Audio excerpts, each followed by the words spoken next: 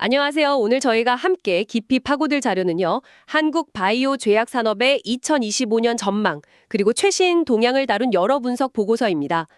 2024년이 뭐랄까 기업 가치를 다시 한번 점검하는 해였다면 이 자료들은 2025년을 좀 다르게 보더라고요. 본격적인 수익 실현으로 가는 중요한 연결의 시기다. 이렇게요. 자, 이 분석들 속에서 여러분이 놓치지 말아야 할 핵심 지금부터 짚어보겠습니다. 바로 시작할까요?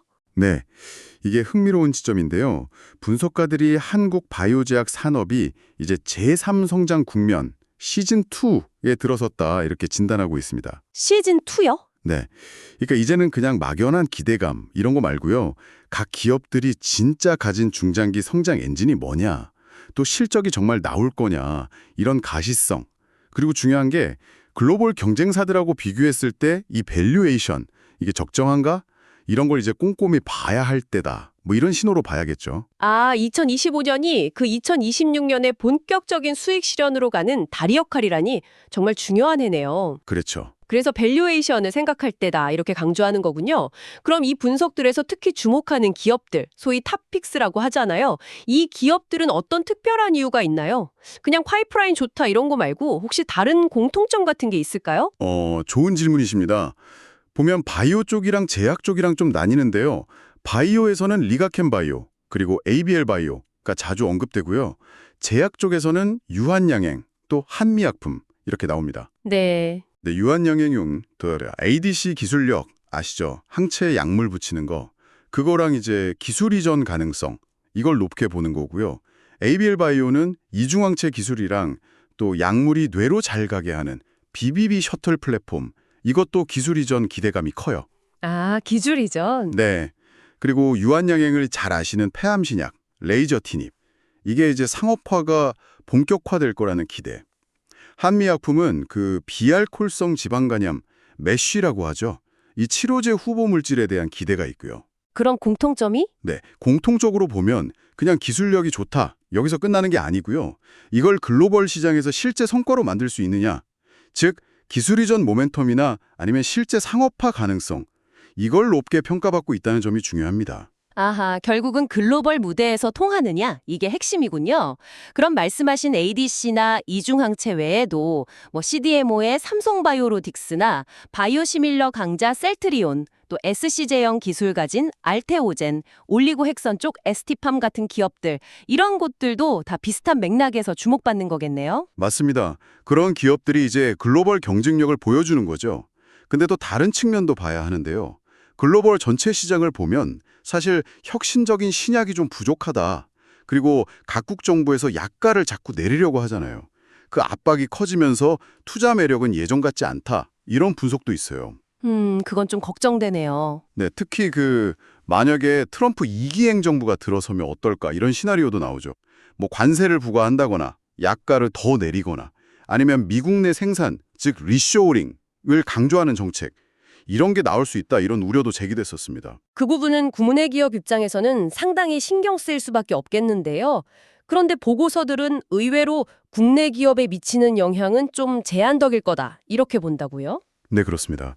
이게 왜냐하면요. 한국이 미국에 완제의약품을 직접 수출하는 비중 자체가 생각보다 낮아요. 한 1.6% 수준. 그리고 우리 기업들 대부분 사업 구조가 기술을 수출하거나 아니면 CDMO처럼 생산 대행을 하는 식이거든요. 아, 직접 판매보다는? 그렇죠. 그래서 직접적인 타격은 크지 않을 거라는 분석이고요. 오히려 미국이 중국이나 인도를 좀 견제하는 과정에서 한국 기업들이 반사익을 얻을 수도 있다 이런 시각도 있습니다. 흥미로운데요. 네.